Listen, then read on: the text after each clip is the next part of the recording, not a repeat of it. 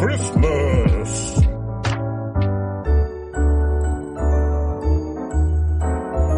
And here are two people on my naughty list, Neil and Chris. Hello and welcome to Urban Legends, the 12 Legends of Christmas. This is the final episode, and quite coincidentally, me and Neil have been getting out of here. We've been working at the door, and we're nearly out. We've nearly created enough of a crack in the door to get out for both of us. Being large men, it's quite a large. It needs to be about a metre. More than a crack, really, isn't it? More than a crack. It's a gaping hole, I guess. So we survived it, Neil. I'm feeling a lot worse than when I came in. My internal organs mostly liquefied by now, I think. But yes, mine too. But you know, we've got through it together, and isn't that the most important thing?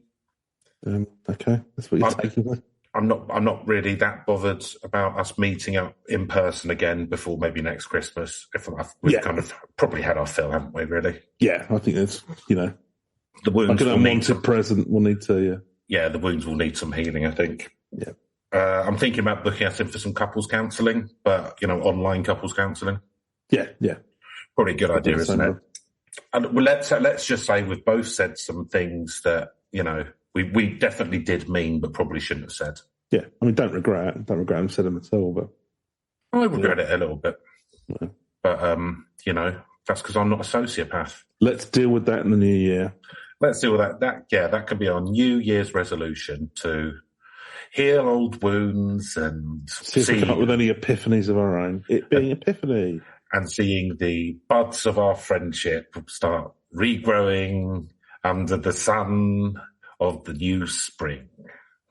That'd be nice. It's that kind of thing that annoys you, isn't it? Yeah. Yeah.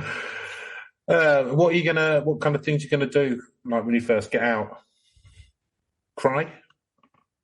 Well, I've plenty of that down here. So I don't know. There's just so much. It's such a broad world. Yeah, watch some telly. Yeah, I'll probably go to sleep for a bit. Have some Pernod. Yeah. Drink some real booze. Yeah, I don't know. What about yourself? I'll probably spend some time with the cats. My mum's been looking after them, but I'm sure they've been missing me. So yeah, I'll spend some time with the cats. Accurate? It's fairly accurate. Yeah, no, over the 11 years we've been together, they've grown to put up with me. Yeah, so that's nice. Looking forward to that. Have a wash, maybe. I've got this good layer of grime on going now. I'm just gonna got a nice little shell of I'm gonna. Yeah, and you've got cultivate that. You've got white guy dreads as well, haven't you? Yes. Probably get rid of them. Like a version of Gary Oldman in True Romance. If there is such a thing. So, our final story is going to be a holy trinity of Christmas. So it's like a Kinder Egg. It's a 3-for-1 with a surprise in the middle. I'm not sure what the surprise, but we'll find out. Yeah, the surprise will be that it's another one of Santa's psychopaths. Well, no, it's not Santa affiliated per se. Okay, that's good. They don't hang around with Santa. Good. So we're finished with those ones. No, we've done all. We've delved as far into Santa's gang as we're going to do this year. I don't know whether we're going to do anything like this next year. We'll see. We'll do something different because I think we've pretty much run out of. We've probably exhausted Christmas folklore myths, whatever, and most of them are just as you. Let's see. What do you think today? So we're going to do. Gryla, I believe, is so there's actually three. There's Gryla and her husband. Gryla. So we're going to Iceland. Okay. So you can imagine, we're hanging out with Bjork. Mum's gone to Iceland. Yeah. Not the supermarket where you can get a frozen chicken tikka lasagna. You know what? You can't anymore. They've really upped their game. Really? I've not been there for years. And what I will say about them as well is they're really socially conscious now. No, I'm not being paid by them. But yeah, so. Good for you, Iceland. Because they're really socially conscious and it's all kind of, and because things in this country are so terrible at the moment, anyone who's a pensioner gets a big discount off their shopping and stuff, just out of their own Iceland's own pocket. So, they're doing all right. Fair play to them. You can still get like your party food if you want it, but they've also still got some frozen filth, and why not? They've still got decent stuff, and they've got more decent stuff now as well. Yeah, so I'd say sort of them and the Co-op are kind of the only sort of fairly ethical supermarkets in this country at the moment. So well, there you go. But Iceland, the country, not the supermarket. So unfortunately, wish it was a supermarket. Iceland, the country, the only country in the world which is it's 99%. Its electricity is produced 99% by renewable resources because of all their hydrothermals. Yeah, it's interesting, isn't it, Neil? That'd be good. Well, the idea is if we can get efficient conducting wires at some point, then they could actually heat most of kind of northern and western Europe. But because of the energy loss, it's not practical at the moment. But how many billionaires do they have, Chris? Probably a couple. How many coal mine owning billionaires do they have? Yeah, that's true. Yeah. How many natural oil? Think on Bjork. How many oil disasters do they have a year? Hardly any. Disgusting. How are they going to put the pelicans in their place? Also in Iceland, before you marry someone, you have to go and check like a registry to make sure you're not closely related. Well, it's quite a small island, so I'd imagine. Well, to be honest with you, that's the same thing. The population of Iceland is about the same as Brighton and Hove. Yeah, and Brighton and Hove's pretty inbred, isn't it? Yeah, but not really. It's So I was just looking up other famous Icelandic people. So Hafjar Julius Bjornsson, who I think was the Mountain in Game of Thrones. Yeah, they've got strong men, haven't they? Oh, yeah. I know they're some big lads. But he's better known simply as Bjork. Oh, we're taking the mickey, They're all Bjork just means famous in Iceland. Yeah. Just means person. I wouldn't. Look, you're getting off track now. Yeah, you're right. I'm searching for famous Icelandic people. Do that in your own time. Well, no, I would very much look for, enjoy going to Reykjavik one of these days. It's pretty cheap to fly there from here. I'm going to go up there maybe next year. Yeah, I've heard very good things from friends who've been there. Anyway, we're gonna take some inspiration. So our Christmas Epiphany, we're going to be going for at the tail of.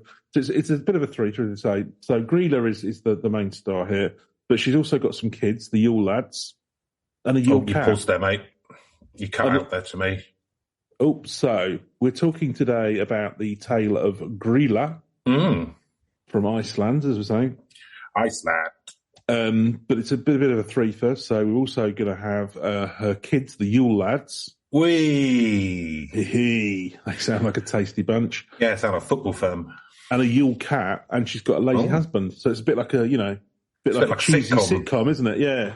Yeah, lovely. It's got some sitcom energy, which I'm enjoying.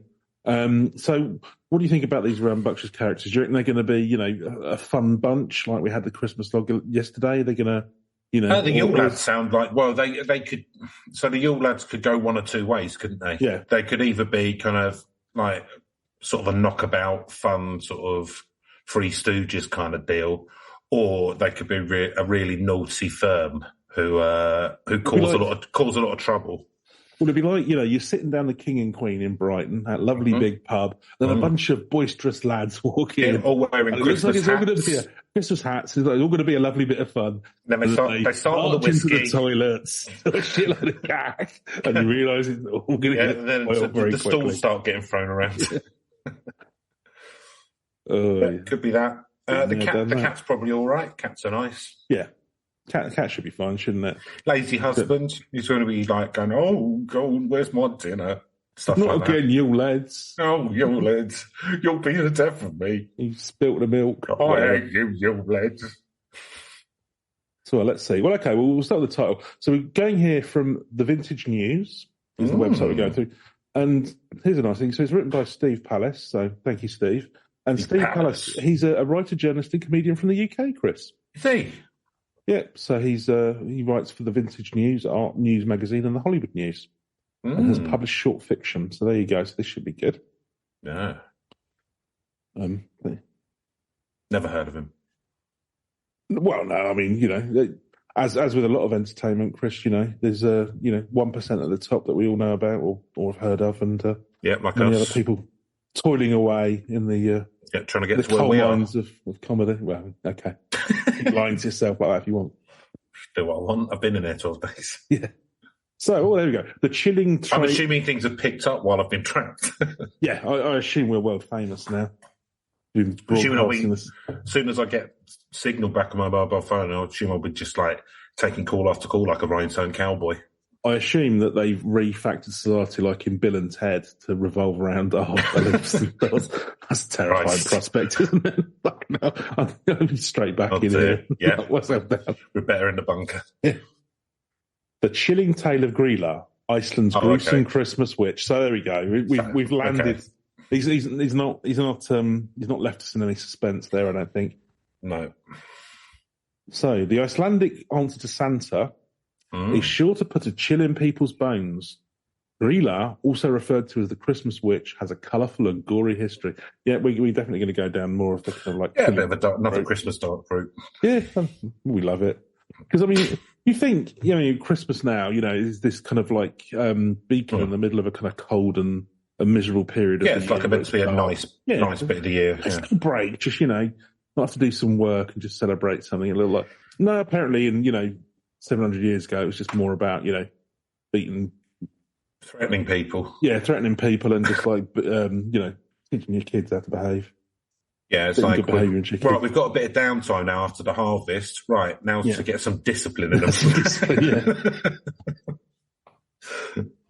Before the sowing season, we've got a couple of months to weed out the bad eggs.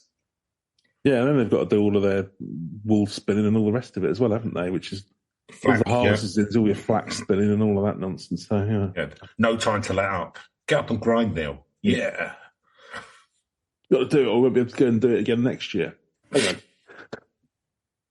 Krampus's sour seasonal antics may have gotten their own movie, but some think Gryla would do equally well as a horror villain. She's been known about since roughly the 13th century, when tales of her exploits spread via word of mouth. The name Gryla translates as growler, making her even scarier, apparently. Growler?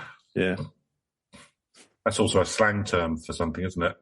Yes, I can't entirely remember what, but I think... A lady's private parts. Okay, yeah. Thank you, the Urban Dictionary. Smithsonian quotes a historic passage about the tinsel-hating troll.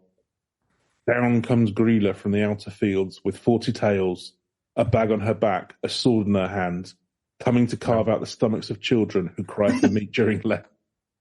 40 tails, sword, bag on her back, presumably to store kids' stomachs. Yeah. Well, they shouldn't have cried for meat during Lent. It's only 40 days. Exactly.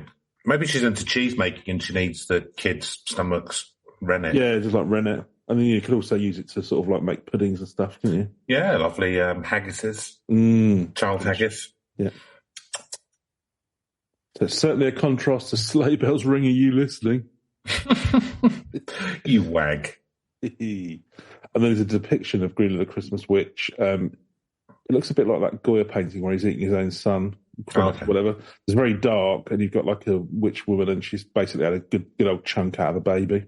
Good stuff. While a woman watches on, confused. To be fair, give Gryla her due. She does look a bit embarrassed. Oh, I didn't realise you were here. Oh, this is awkward. This is another fine mess I've got myself into. Let's hope the Yule Lads don't cause any trouble downstairs. So actually, she didn't become associated with Christmas till several centuries later. No, she was just an all-rounder. Just an all-rounder, yeah. It's a star in her own right, and then she hitched herself onto the, the big Christmas wagon, as is a bit like Madonna, as you're sort of fading, you just kind of, the Christmas gravy train. Yeah, you get in with some young up-and-comers. And so, well, the idea of a rampaging witch punishing naughty children fused with a Yuletide atmosphere.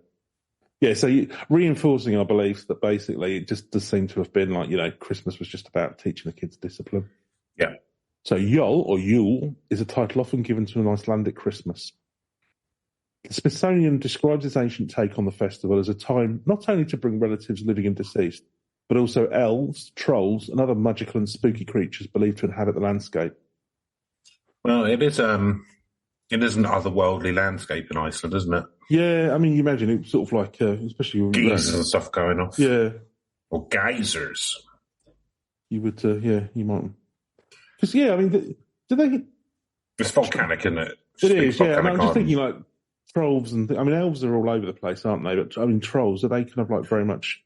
I mean, I imagine, are they in Denmark and Norway and stuff as well? Yeah, they are, because... Norway, definitely, I believe. Because Iceland was settled fairly late, maybe 1,000 years ago, or even later than that, by people from Denmark and Norway and Sweden. The Vikings, wasn't it?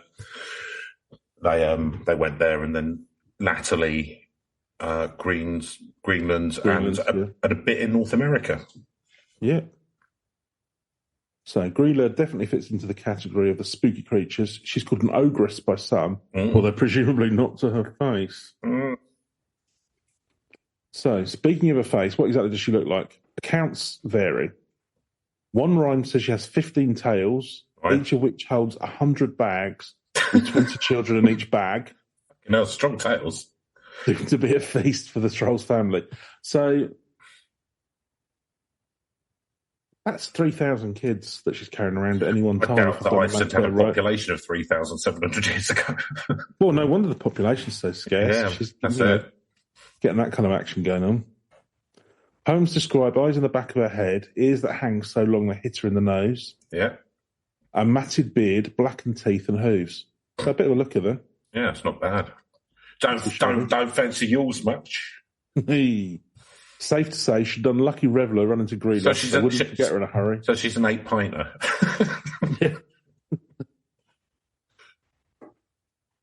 And they've got that was one of the jokes that the Yule Lads would say. Yeah. When they're down Weatherspoons. Christmas jumpers covered in sick. It's all good fun, isn't it? After the Christmas after the Christmas lunch, all the Yule Lads. We'll come to the Yule Lads in a minute. So, is this seasonal savage really so different to the mortal getting beaten up by a bouncer outside a strip club? I could have taken it. Yeah. Yule Lads. They just all end up in some like knockoff KFC at 2 o'clock in the morning with a ripped shirt and vomit down the trousers. Yeah.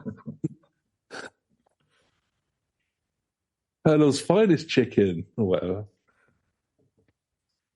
Right. But is she so different to the mortal she preys on, Chris?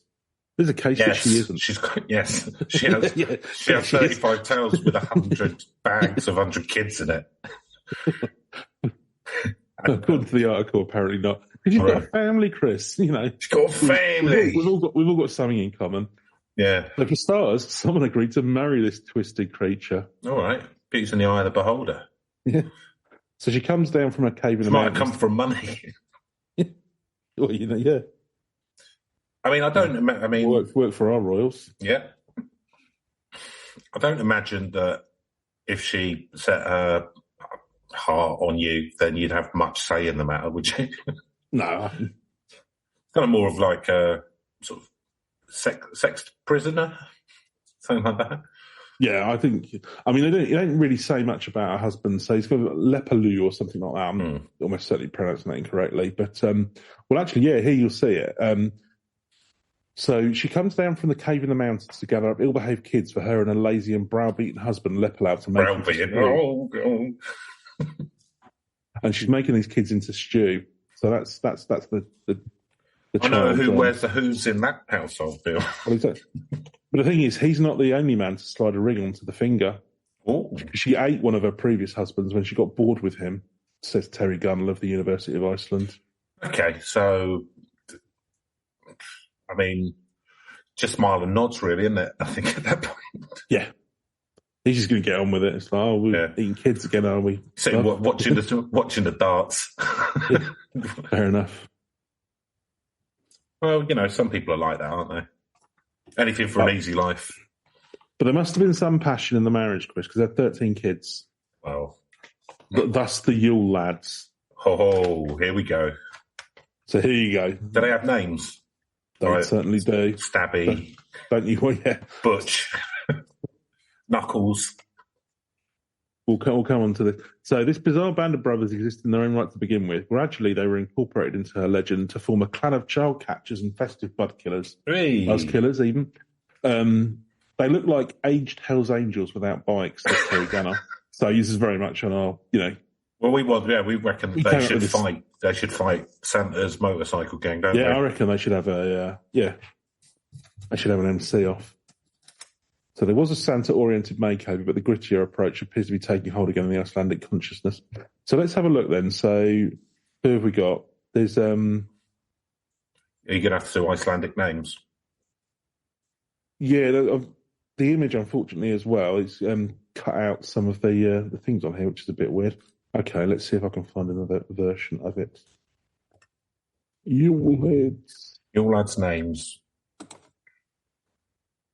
Do you want me to read them? So I have them. Cool.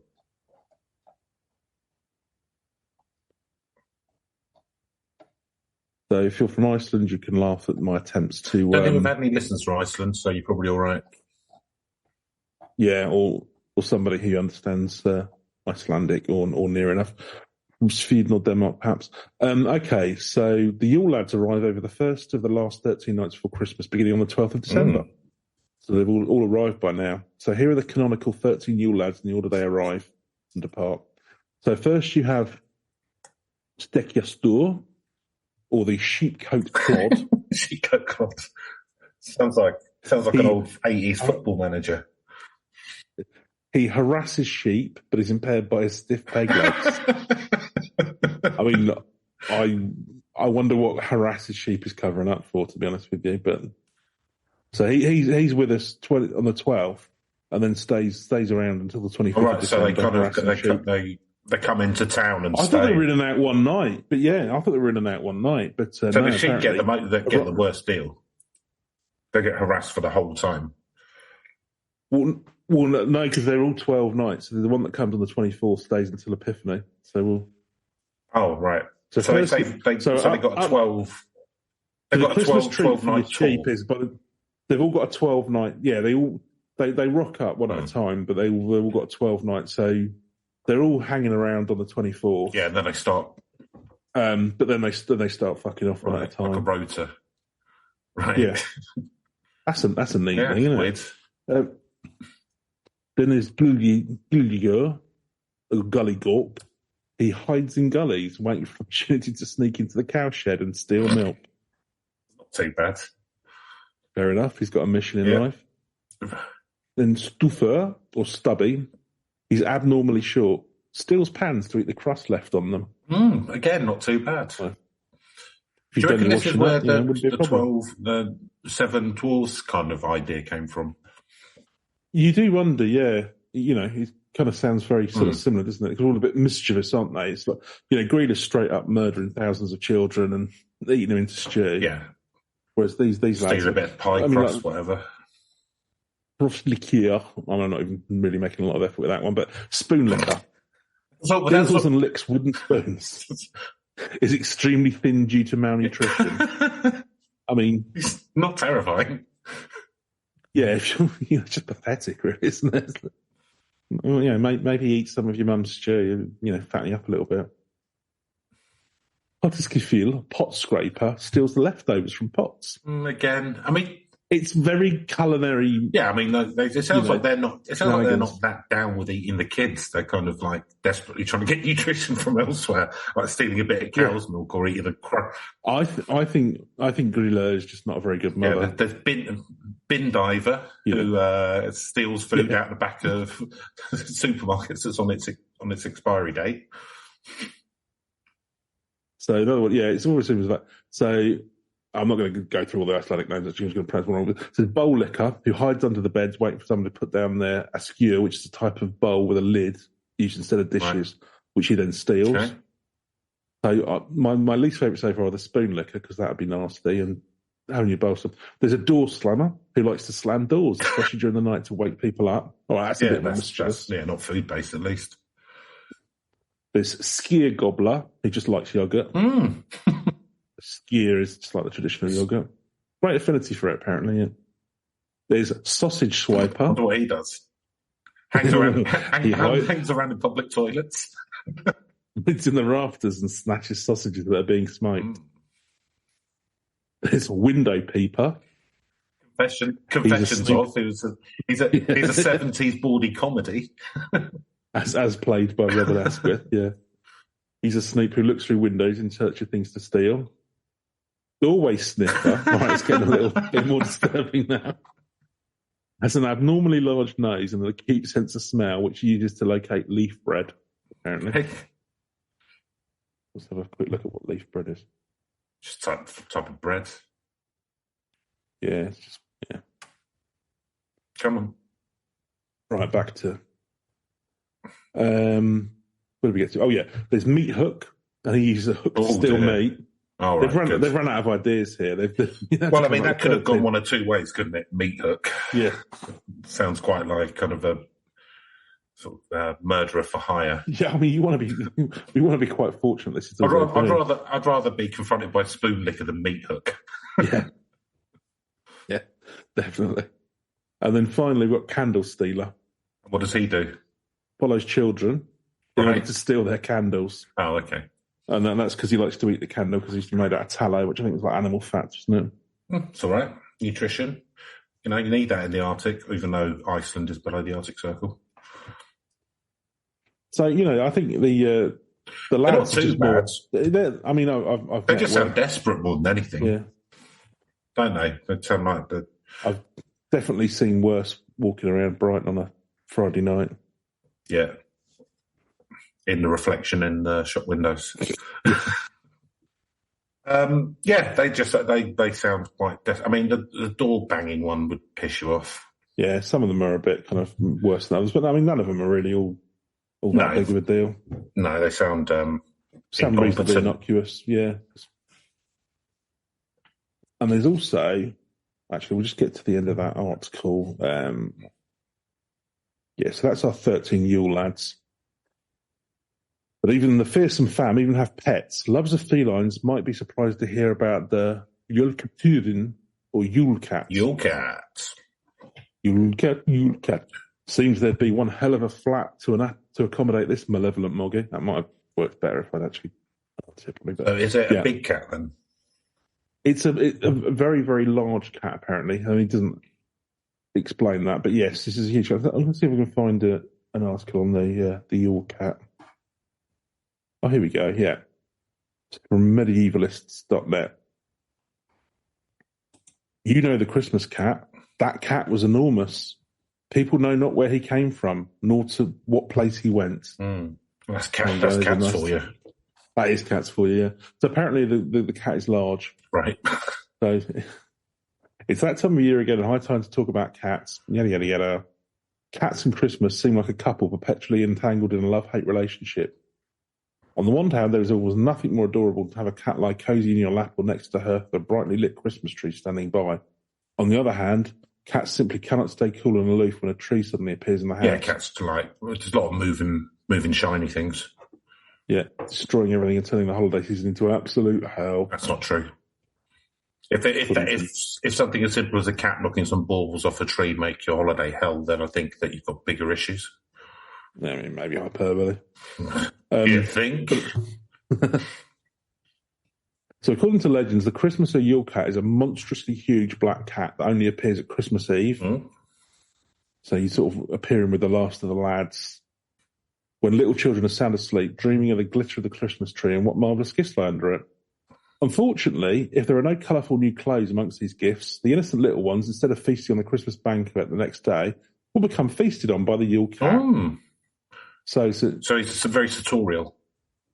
The sartorial Christmas cat.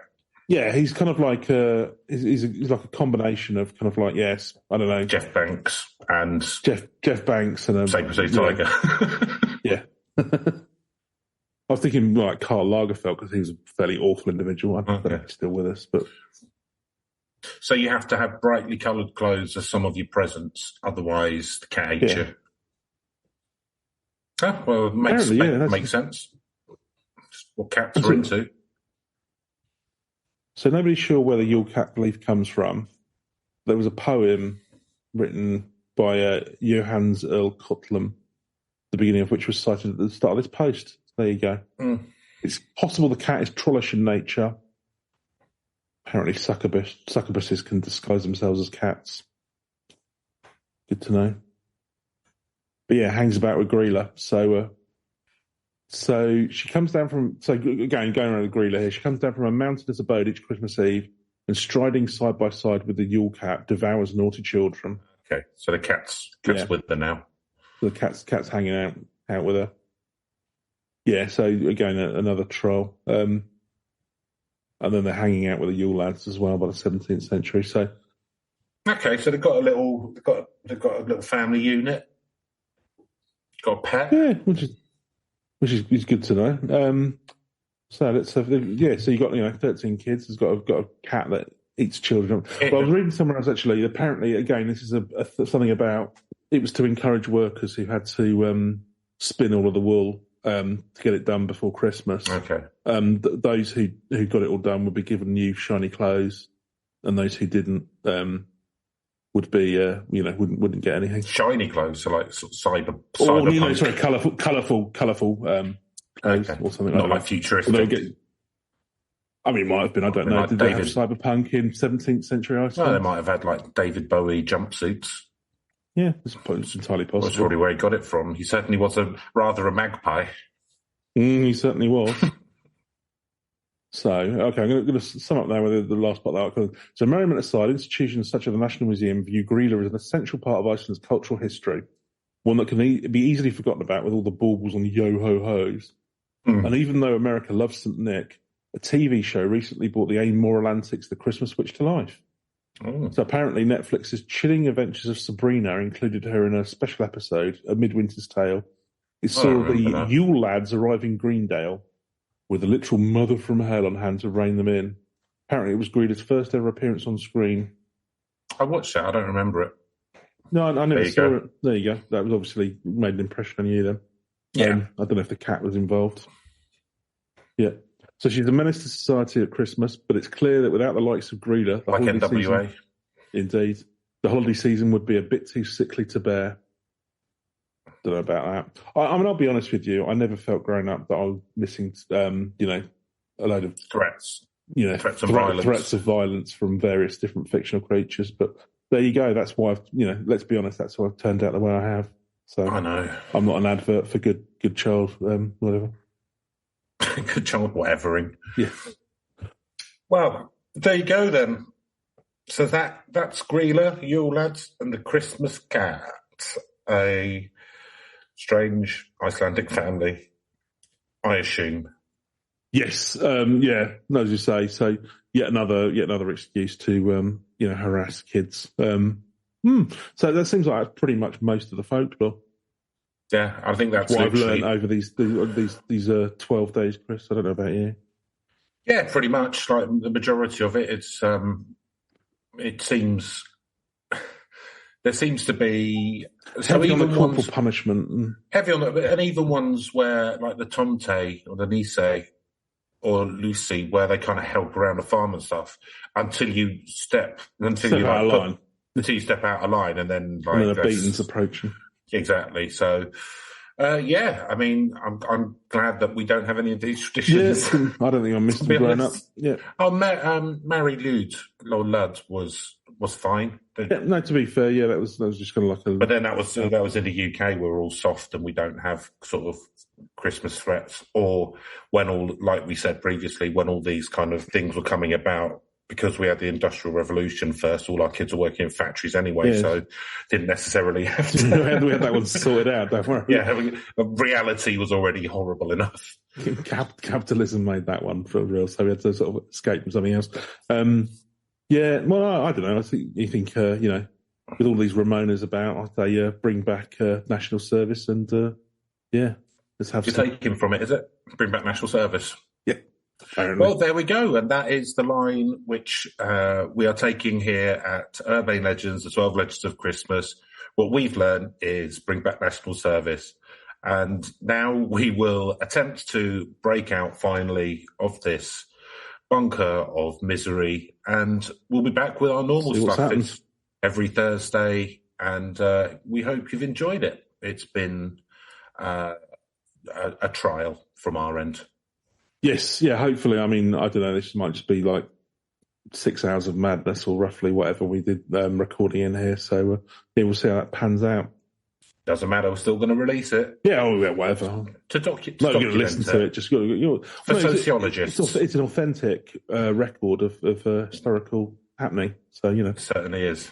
If you want to argue with facts, reality, then fair enough. Then, get into politics. Cool. Indeed. All right, guys, we're going to get out of here. And, I hope you've had an enjoyable holiday period, whatever you've been doing. And we appreciate you guys listening and that, although we would do it either way. But, cool. Here's to 2023, I guess. Hopefully it'll be better than the last however many years. 40, 50 years. Hey, hope springs eternal. Hope springs eternal. See you soon. Bye-bye. Bye-bye. But the two men never escaped the icy tomb. What they didn't know was that they were clones created by Neil and Chris using Mr. Men technology and implanted with false memories. Rather than being in a garden in the UK, they were under the Svalbard Islands. And soon after the recording, the facility was destroyed by a Scud missile fired by Mr. Topsy-Turvy. The true meaning of Epiphany.